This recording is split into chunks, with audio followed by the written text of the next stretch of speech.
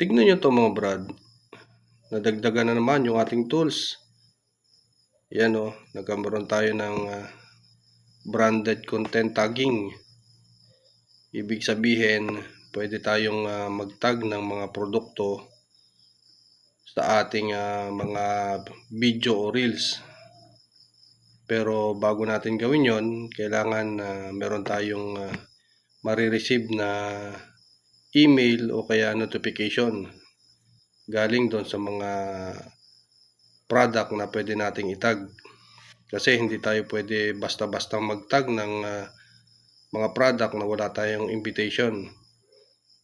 Kasi pwede tayong ma-restrict dyan ni Lolo Meta. At saka kasi hindi naman si Facebook yung magpapasweldo sa atin, kundi yung company na product na ating itatag. So kaya bago natin gawin yon, maghintay muna tayo ng mga email o notif bago natin itag. So yun lang mga brad, madali lang naman yan. Once na magkaroon na tayo ng invitation, pwede na natin gamitin yung branded content tagging.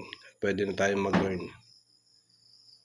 Okay mga brad, salamat po.